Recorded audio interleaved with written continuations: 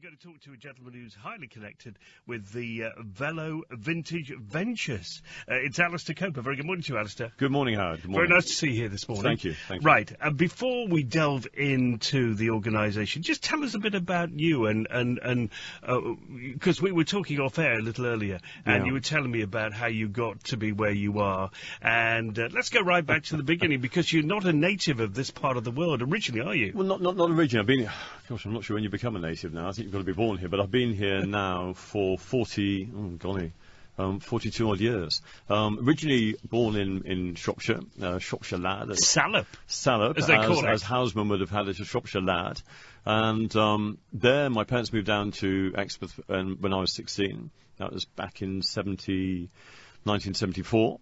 And been down in East Devon ever since. Moved around a little bit within East Devon. My mother's still here in Exmouth, and I live in Seaton, but I've been back and forth. But yeah, this is where I've been, and I love the area and I love the place. How did you get involved in cycling then? I've always kind of ridden a bike. I've loved as a kid, I had loads of bikes down in the cellar kind of thing. I was always messing around with them, and I love the simplicity of a bicycle. It's a kind of perfect invention right from the beginning. You've got a couple of wheels, you've got the crank, you've got a chain, you've got very simple gears, and it just works. And even when it's not working brilliantly, somehow it still gets you where you want to be. So it's a very, very simple machine, and I don't know, I just became passionate about it and interested and started collecting them a little bit and mixing and matching and trying to repair them when I can. And when you used to go out and about, when you first started, did you just go short journeys and then gradually, as you got more experience, do longer journeys? Yeah, I think initially it was transport. I cycled to school, and that's what a lot of us used to do. And so it's purely a means of getting somewhere. And then then I had a moped. If you get a moped, then you get a car. Then actually you forget the cycling for a little bit. And then it came back with a real passion, and it was a way of getting fit. And then it was back to the journeys again, and then saying, okay, well, how far can I go? And I've done some pretty long journeys on the bike now. So did you start off with a very basic bike, and then as your confidence grew, you went up to something a bit more with maybe a few more gears to it? Yeah, well, I suppose I started off with the bike that my parents bought me. that was the original one. It's always a good idea if your parents can buy you a bike in the first place. Yeah, that was the first one. It was an old bike. It had rod brakes on it, so not cable brakes, and I seem to recall it was a bit big for me, and we had to kind of put some blocks on the pedals, wooden blocks, so I could reach the pedals and get it right there. But I then grew into it a bit. Did it have a dynamo lighting system whereby that when you stopped, the lights went down? It did have the dynamo. It was a classic bike, dynamo, Sturmey Archer, 3-speed gears on it. Oh, these names coming back to me now. Fantastic things, which I've gone a full circle. Now I'm talking about it, I suddenly realise those are the bikes that I really love. But yeah, started off with those, and I changed them. And then you reach a point, is one bike enough? And does one bike do everything? And as everyone knows, anyone that's into cycling, there's something called N+1. So whatever number you've got, you probably always want one more. So in cycling, you've got the bike that you can go shopping on, you've got the bike that you can go mountain biking, you've got a bike you can do sportive, or if you're into racing, and then you need a tandem. And then I've gone on one step and said, okay, well, I need a penny farthing now, so it's kind of gone on. I can remember in the very early days when I was first introduced to a bike, when parents bought me one for Christmas, that it was, there were two particular makes. Other makes are available, I hasten to add, but there was the Rally RS16 and there was the Molten. They went for the RS16, which is the one that sort of folds up, and it's got the saddlebag at the back, which is removable. And it was a lovely bike, and I used to go quite a distance on that. But for some strange reason, I decided to stop cycling, and to this day, I don't know what it was that made me stop. But you've obviously carried on, so there's obviously something about it. Kept going. I had a bit of a knee injury at one point, and my background is more kind of climbing mountains and things like that. And I thought, well, I've got to do something to get my fitness back and to get this knee sorted. And that was a good thing to do, because it's not on a bike you're kind of sat in a saddle. It's not like running where you've got constant compression on the joints, and it kind of got things working again. And I think probably I kind of re-fell in love with it again, which often happens. I kind of transition, and now I can't stop. Talk to me then about the Velo Vintage Ventures. It's quite a mouthful, that. Yeah, it is. Well, it is actually. It's just Velo Vintage. We have two parts. One which is Velo Ventures, which is where that's all sorts of things where we go mountain biking in Morocco. I work a lot with ex-servicemen that have been wounded in some way. That's the Velo Ventures. And then in addition to that, we've got Velo Vintage, which is a separate entity to it. And that's really what we're going, that's really social cycling. We're going away from the kind of wearing lycra, we're going away from mountain biking, we're going from riding a bike where you ride to go to the shops or you ride to go somewhere to have a social, and it's slow speed. But the key thing is that you just wear more traditional clothing, and we put an emphasis on a period between the 1920s to 1950s, which seems to match my wardrobe, I think. But very traditional wear, from a tweed jackets, flat caps, things like that. And we've created a real social element within it. And we started off, I think it was 2011, we did the first little ride. And then we did a formal ride here in Exmouth 2012. It's just gone on from there, really. Why do you think it's so popular then? I think because, well, nostalgia is very powerful, isn't it? So we're combining nostalgia, we're combining traditional clothing, which one has to say for some people is maybe a better look than lycra sometimes. It's more comfortable. It means you can go to a public house or you can sit in a cafe and be very comfortable in the clothes that you're wearing. And the other people around you are probably more comfortable.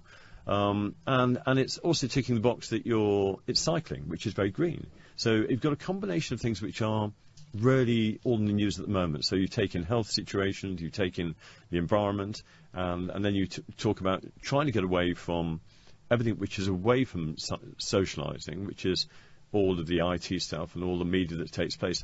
And what this does is bring people together to talk and to chat, and we slow things down a bit. So it is a kind of something called the slow cycling movement, which is a very popular thing, particularly in London. And we've got a basis of that in what we do.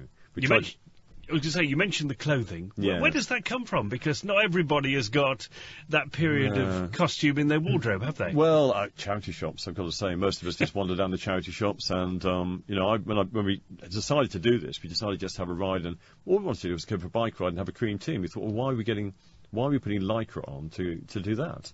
I'm nothing against the lycra side, and I wear lycra a lot in other events I do.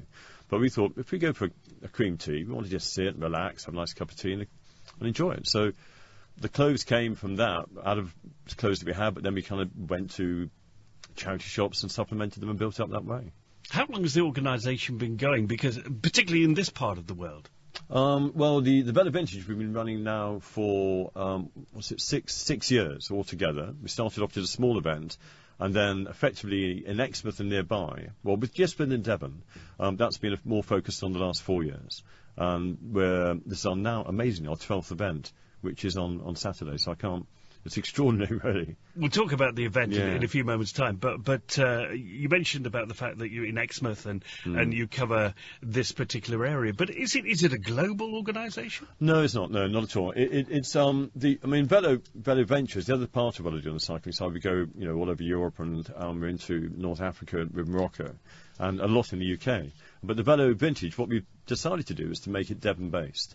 And so we've held events in Exeter, we've been in Exmouth, Sidmouth, Barnstable a couple of times as well. So we've moved around within Devon. I'm not entirely sure why we've done that. My family is very strong about Devon. We've got great feelings about it. We thought, there's a great community here. Let's just keep it a Devon, but let's keep it a Devon thing. It's a Devon thing that we're doing here. When you go out and do these events, can people really dress how they want to, or is there a sort of a coding depending on the event that you're going to? That's a good question. It's difficult to know what vintage is. Vintage is really anything they say, which is anything from 25 years back. So that would certainly take in the kind of hippie period and things. Then we've had a few people dressed as hippies coming along, but we seem to have settled somewhere around the 1920s, 1950s, and probably more on town bikes than racing bikes as well. So there's lots of vintage racing bikes out there. We've kind of gone down the town bike kind of feel. So we are getting dressed up as if we're going to go out just around town, and as if we're going to go shopping, or if we're just going to pop into a public house or into a cafe and have a cup of tea or a cream tea. So it's that's the kind of period we've settled on. When you go out on these rides, have you got a support team, people who are there to help out just in case of, dare I say, accidents or bikes breaking down, for example? We do. We have in fact, we've got a relationship. We've just been working with Exmouth Cycles, and they're providing a mechanic with us. There's another group called Good Cycling, and they provide a mechanic as well. We seem to have a disproportionate number of first aiders and medics with us as well, so we're very well catered for on that side. But we go from venue to venue, so we'll start somewhere, and we'll start with normally a cup of tea or something, or biscuits, then we'll go on to a venue, and then on to another venue, so we're not short of places to stop and feed ourselves. Talk to me about funding, because it must be a very important thing.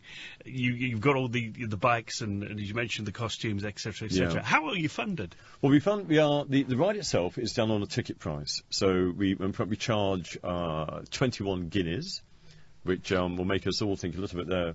How does that work out? So for an adult, it's 21 guineas, which I think comes out at £22 and 5 pence. And for children, which in the winter we don't get that many children, maybe, but we charge 14 guineas. But if you're under 14, then in fact you can come free of charge. Using words that I remember from years ago, when I remember buying albums, which was a golden guinea.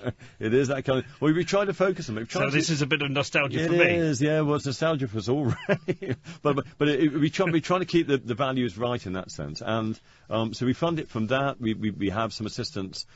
Sometimes from, it could be a local authority or a town council. It could be that we get sponsorship from some of the suppliers as well. So there's a real spectrum of different areas. There's a serious side to all of this, because you do raise money for charity too, don't you? We do. We always have a charity draw, and sometimes we have a little auction at the same time. And some of our sponsors and providers, or just people very generously give stuff to us. And we always do that for Headway Devon, and it's a very important charity for family connection, and we've always had that charity there, that charitable aspect. When you do these tours, who decides where you're going to go? No, that's me. So you're the man. You say, right, we're going there, and you go there. We do that, yeah. We look at the routes. In fact, we were out yesterday. We have some fantastic volunteer stewards that are just a great bunch, and they in fact were out yesterday riding the route, checking one or two things, working out the best way to take some of the junctions, trying to understand the impact of traffic and our bicycles on the traffic. So we look at that very carefully, and based also on the venues where we're going to, and we're going to be going to the Christmas Cracker next Saturday. That's part of what we do. So yes, the routes we look at it very carefully. That's quite a complicated part, but on the day I hope it comes across quite simply. So what's the furthest you've been? On the Velo Vintage? Well, we don't, probably only about, we did, one year I think we did about 18 miles, so it's not huge distances. I mean, when we ride with my son, we ride our penny farthings, really long distances. But because it's a social aspect, we cut the cycling down quite a bit. So, in fact, this weekend, this Saturday coming up, we'll do less than 10 miles, because it's a winter event, and we've got to think the weather could be pretty awful. So we've got to think about where we go in the venues. So it's not about the distance. In this sense, the cycling is more the transportation to get from one venue to the next. You see, you mentioned about the penny farthing there. Yeah. And I'm thinking, well, an ordinary bike's fine, isn't it? But a penny farthing's quite high up there. Yeah, and what happens if something goes wrong, you fall off? It's quite a height to fall off, isn't it? To be fair, I'm not keen on that, Howard. I quite like staying up there once I'm up there. I mean, a penny farthing's one of the harder bikes, because it's high up. You need to get some speed scooting along before you can actually get on and start pedalling. And stopping is a bit tricky as well. It hasn't got any brakes, and it's all. It hasn't got any brakes. No, it doesn't have any brakes. Well, that's comforting in itself, isn't it? It is. You've got to kind of use a bit of resistance on the pedals to slow it down. But it's a beautiful machine, and in Exmouth actually it's ideal, because a lot of Exmouth is quite flat around the seafront and the town centre. So we choose our routes very carefully with a penny farthing in mind. I suppose the advantage of a penny farthing is that you're quite high up and you can see over places that other people can't see. You get a very good view. You just hope that everyone is aware of you at the same time. You mentioned about the event that's taking place. Let's go into a bit more detail about this event, which takes place this coming Saturday. That's right. Okay, but it's our 12th event. I can't remember exactly how many we've held in Exmouth now, but Exmouth has been very much the home of Velo Vintage.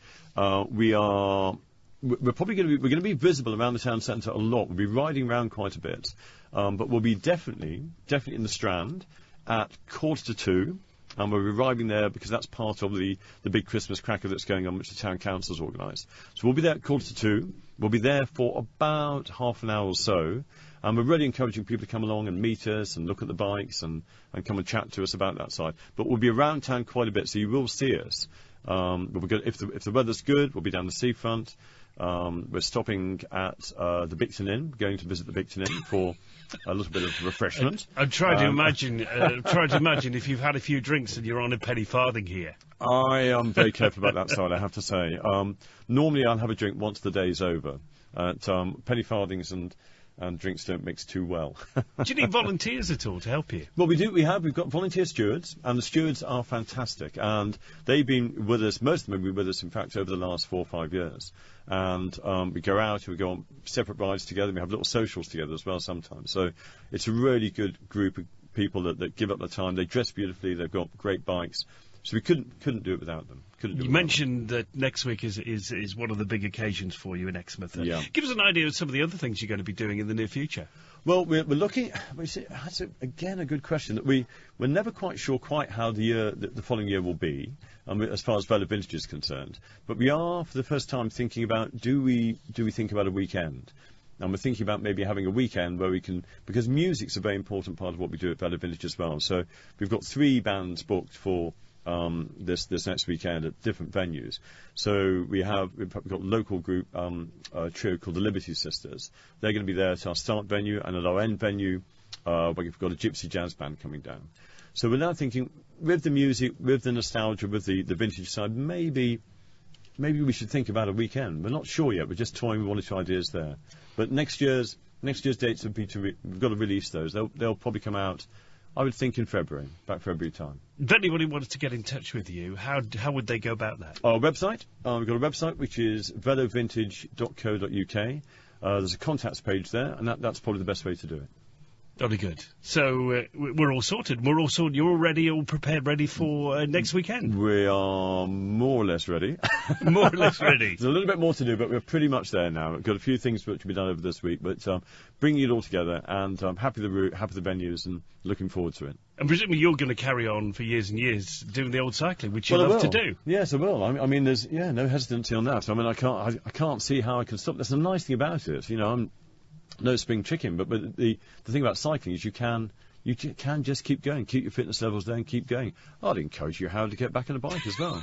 Listen, it's little years since I got on a bike, and I'm not so sure I'd do. Mind you, they do say, don't they, that if you've ridden a bike before, that it's as easy as riding a bike. It's like riding a bike, exactly that. It is.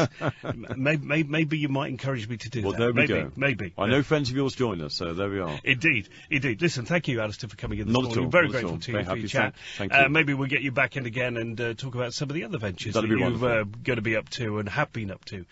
Good to talk to you this morning. Ladies and gentlemen, that's Alistair Cope from the Velo Vintage.